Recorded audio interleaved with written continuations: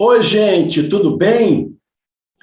Estamos na antevéspera da grande final da Libertadores no Estádio Centenário, sábado, 5 da tarde, Flamengo e Palmeiras. Como eu havia prometido a vocês, no meu Twitter, na minha rede social, eu vou fazer um quem é quem é melhor. Eu vou fazer sozinho, né?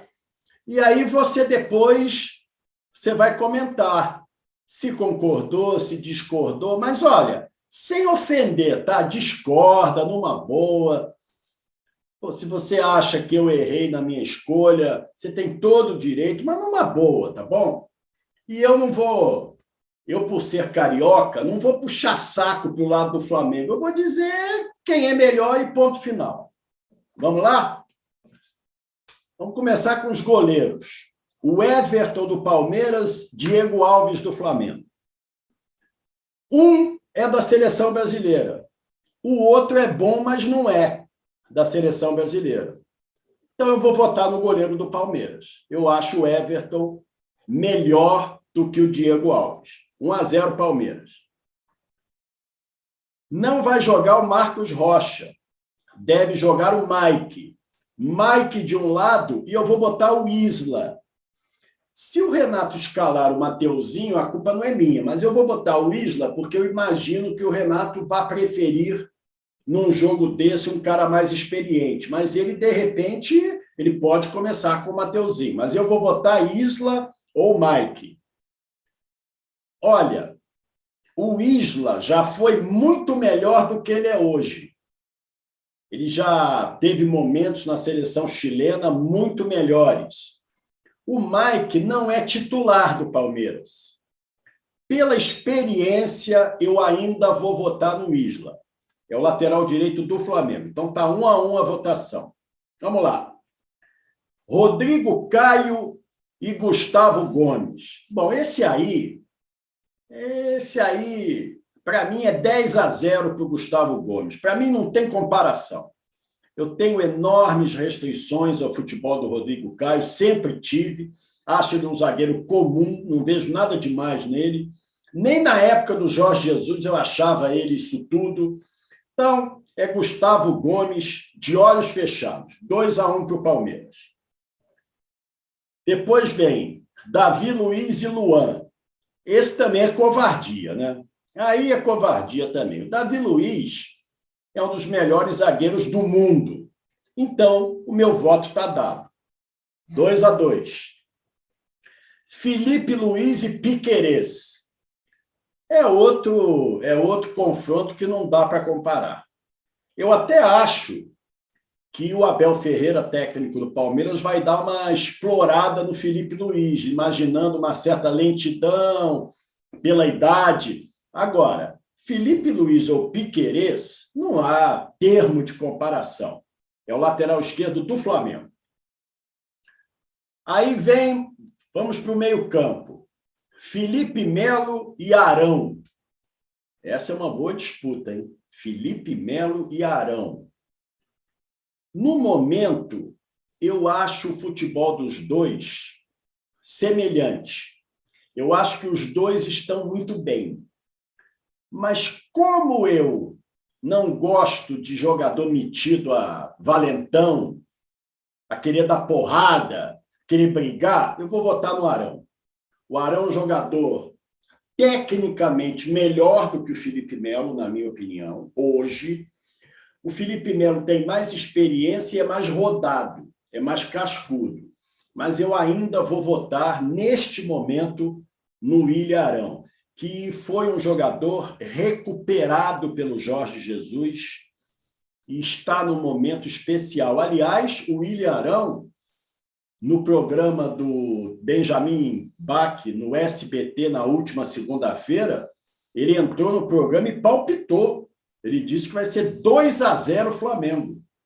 O Rony também entrou no programa e ficou em cima do muro. Não vou palpitar, é um jogo difícil, aquelas coisas. O William Arão, não. Ele deu logo o placar dele, 2-0 Flamengo. Eu achei muito legal isso da parte dele. Então, o William Arão, na minha opinião, ganha do Felipe Melo. nós temos Andréas Pereira e Zé Rafael. Porra, é outra disputa em glória para o Palmeiras, né?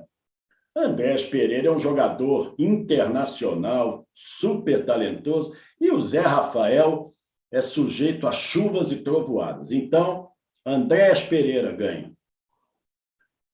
A Arrascaeta, eu vou botar a Arrascaeta com o Rafael Veiga, porque é uma baita de uma disputa essa. E olha, eu vou ficar em cima do muro, eu vou dar empate, sabia? Porque o Rafael Veiga hoje é o principal jogador do Palmeiras, junto com o Gustavo Gomes e o goleiro Everton. E o Arrascaeta é o cérebro do time do Flamengo. Ah, mas não joga há muito tempo, o lado físico dele não está legal, mas ele é o Arrascaeta. Eu acho que o Renato vai sair jogando com ele. Seria uma insensatez o Arrascaeta não jogar de início, deixar ele no banco. E se o Palmeiras fizer 2 gols no primeiro tempo, o Arrascaeta vai entrar com 0-2, como é que ele vai fazer? Então, eu acho que o Arrascaeta tem que sair jogando. Pode jogar o Michael? Até pode, mas não acredito que o Renato faça isso. Para mim, o Michael vai ficar como arma para o segundo tempo. Agora, Arrascaeta e Rafael Veiga, estou no muro. É empate para mim. E pode votar empate, por que não pode? Depois vemos Everton Ribeiro e Danilo. Eu gosto muito do Danilo, acho um ótimo jogador, um jovem, talentoso, mas eu ainda voto no Everton Ribeiro pela experiência dele. O Everton Ribeiro não é que ele seja muito superior ao Danilo, nem esteja numa fase esplendorosa, mas ele é melhor ainda do que o Danilo. No ataque, nós temos, de um lado, Bruno Henrique e Gabigol, e do outro, Rony e Dudu. Olha, eu vou botar o Gabigol com o Rony e o Bruno Henrique disputando com o Dudu. Gabigol e Rony, óbvio que eu vou votar no Gabigol, mas o Rony é um baita de um jogador e ele pode ser decisivo nesse jogo. Em contra-ataques, em velocidade, o Flamengo tem que ter muito cuidado com ele. O Rony, inclusive, ele está sendo muito votado como autor do primeiro gol da partida na enquete que eu estou fazendo no meu Twitter, no @FelipeCardosoN, em que você aponta quem vai fazer o primeiro gol da partida e, se acertar, concorre a 2 camisas de clubes europeus. É o prêmio que eu darei sábado no jogo Flamengo e Palmeiras. O Rony está sendo muito votado como aquele jogador que vai abrir o placar. Então, Rony e Gabigol ainda é Gabigol, mas o Rony, Flamengo, abra o olho com ele. E, sinceramente, Dudu e Bruno Henrique é outro muro para mim. É outro muro. Porque eu adoro os dois. Não é muro, não. Eu vou votar no Bruno Henrique. Porque o Dudu, ele, por exemplo, ele é muito irritadiço. Contra o Fluminense foi expulso de maneira ingênua, infantil. E o Bruno Henrique é um jogador de uma explosão superior ao Dudu. Eu ia votar empate, mas não vou, não. Eu vou votar no Bruno Henrique. Olha, eu somando aqui, eu acho que deu. Só para ver o time do Palmeiras, só ganhou o Everton, o Gustavo Gomes, o Rafael Veiga, junto com o Arrascaeta, eu empatei, e o resto deu tudo Flamengo. Isso é para vocês verem como o jogo, se ele for decidido individualmente, para mim dá Flamengo. Se ele for decidido coletivamente, aí vai dar Palmeiras. Por isso que eu não consigo enxergar um favoritismo destacado do Flamengo nesse jogo. Eu consigo enxergar 55-45. Eu consigo enxergar, no máximo, 60-40, não mais do que isso. Acho que o Palmeiras pode perfeitamente fazer um jogo perfeito, estrategicamente, e amarrar o Flamengo. Pode acontecer, sim. Agora, individualmente, o time do Flamengo é superior. Apesar de que eu acho, não exatamente para esse jogo, porque o Flamengo terá como opção Michael, Pedro, ele vai ter o Diego Ribas no banco, mas o elenco do Palmeiras no banco oferece mais opções do que o Flamengo. O Flamengo tem 3, 4 jogadores. O banco do Palmeiras, normalmente, ele é robusto 100%. Não tem nenhum jogador muito inferior aos titulares no banco do Palmeiras. De qualquer forma, individualmente, o Flamengo é favorito.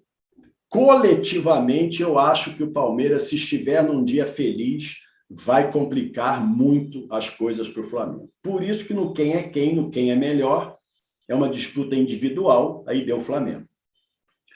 Néstor Pitana. O meu produtor, o Marcelo Santos, pediu para eu falar do árbitro argentino que vai apitar a final. O seu Pitana, eu vou dar um histórico recente dele. Ele apitou, e muito mal, a final da Copa de 2018, França 4, Croácia 2. Ele deu um pênalti no início do jogo para a França, foi ao VAR, marcou um pênalti inexistente. Viu o peso francês. Não sei se para a Croácia ele daria o pênalti, não. Não estou tirando os méritos. A França mereceu ser campeã do mundo, tá? Recentemente, ele fez uma lambança no Brasil e Colômbia, na Copa América. Vocês lembram disso? Uma lambança. Eu nem me lembro o que foi. Anulou o gol, depois deu o gol, aí deu... tudo enrolado. Apitou um jogo da Libertadores do Santos, na Vila Belmiro, contra a LDU, um jogo que quase o Santos foi eliminado em casa, e deu 12 minutos de acréscimo, depois deu mais 2, um rolo danado. E, normalmente, em jogo decisivo, ele faz M. Então, pelo amor de Deus, hein? Não vai estragar o jogo, não, viu, seu Pitana? Argentino gosta de estragar a festa brasileira, hein? Vamos parar, hein, seu Pitana? Apita direito, hein? Ele, que é considerado um cara, assim, ótimo no trato. Converso com árbitros que gostam muito do Pitana como pessoas, que ele é um cara super legal. Agora, dentro de campo, tem que apitar direito. Tiver que dar cartão vermelho com 5 minutos de jogo, dá, seu Pitana. Ué, se o senhor considerar que houve uma falta passível de cartão vermelho com 5 minutos, não deixa de dar, não. Como ontem, por exemplo, o Leandro Voaden deixou de expulsar o Reinaldo do São Paulo no jogo contra o Atlético Paranaense, uma entrada criminosa no Renato Kaiser. Levou amarelo, foi para o VAR, continuou amarelo. Aí não expulsou.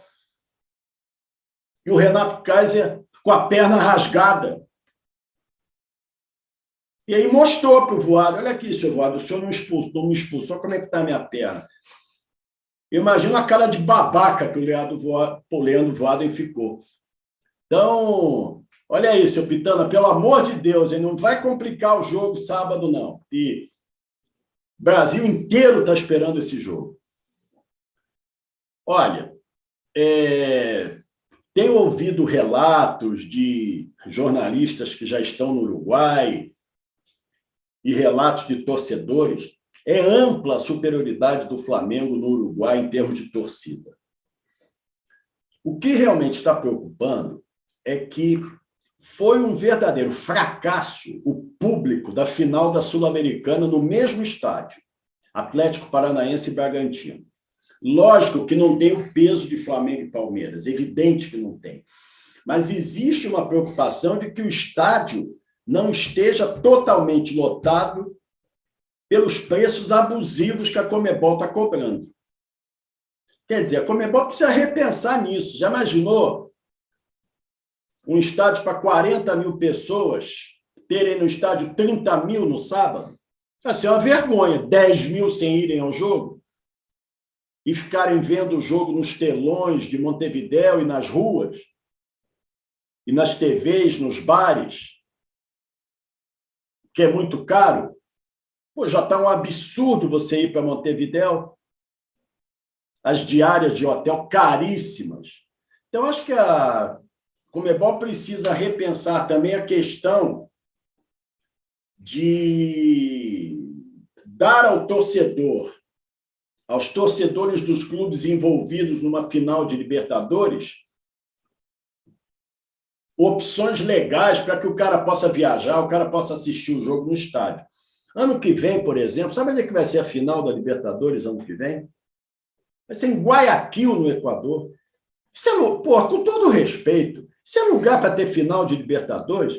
Só teria se tivesse um time equatoriano na final. Aí tudo bem.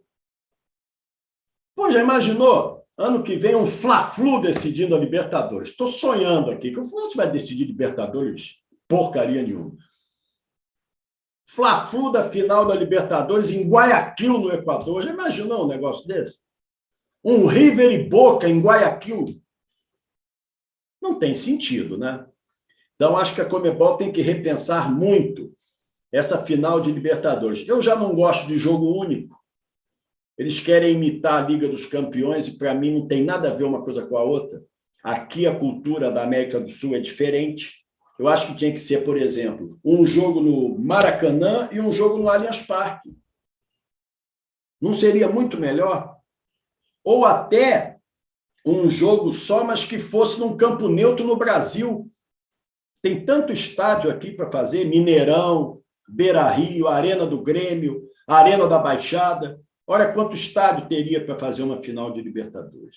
Mas vai ser no remodelado Estádio Centenário em Montevidéu. Rapidamente, eu vou tocar no jogo de ontem, Fluminense 1, Internacional 0 no Maracanã. Olha, a vitória do Fluminense foi muito legal.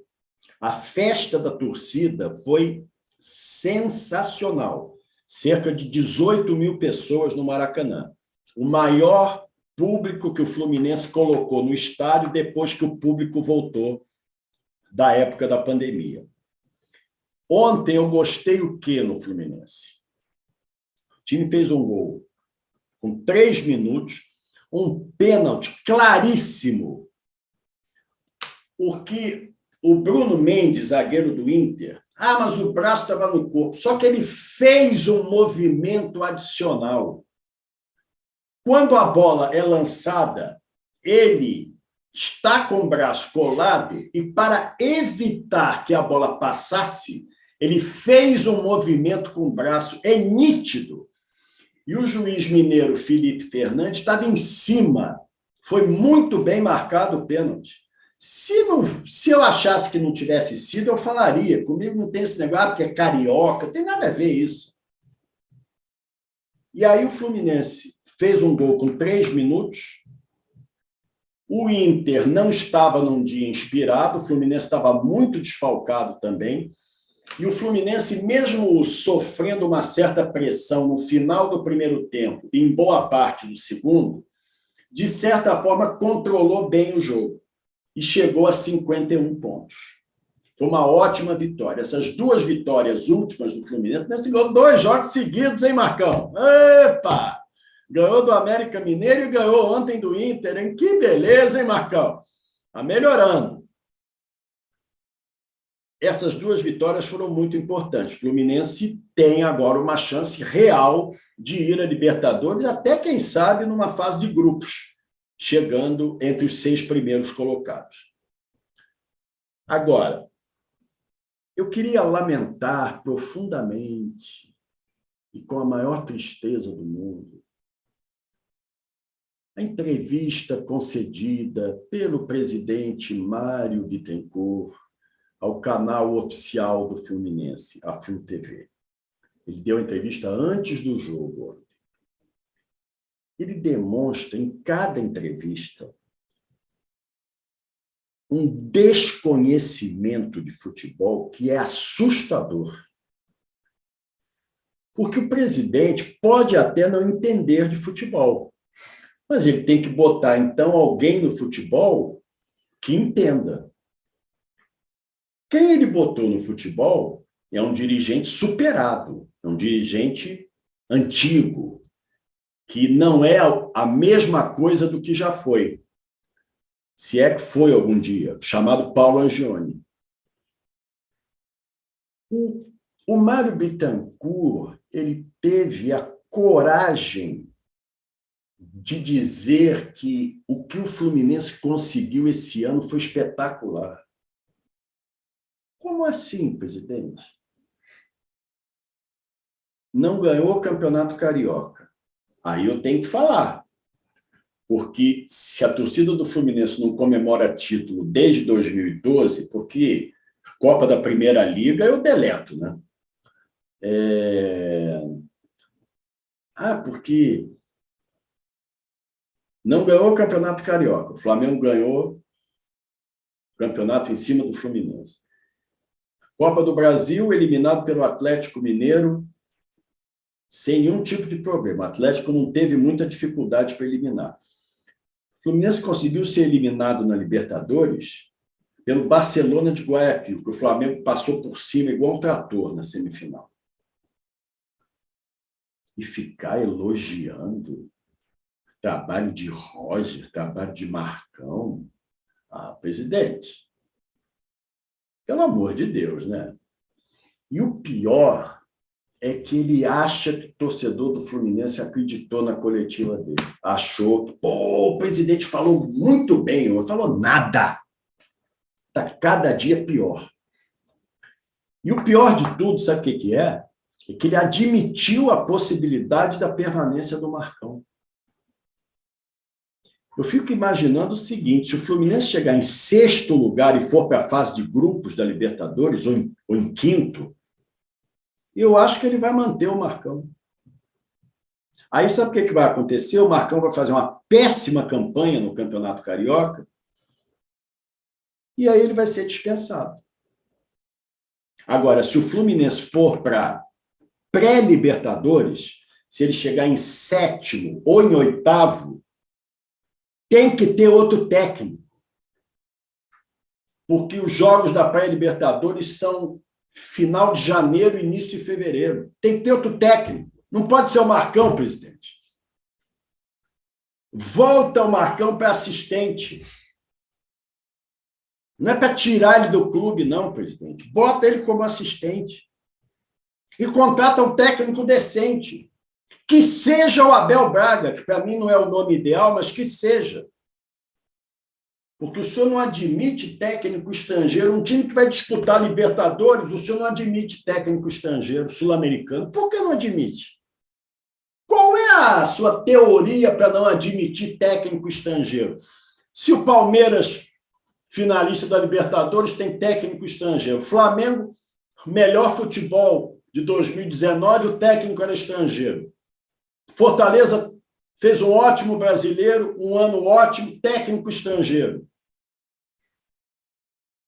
Curitiba voltou para a Série A, técnico estrangeiro. Por que o senhor tem técnico estrangeiro não pode ter no Fluminense? Por quê?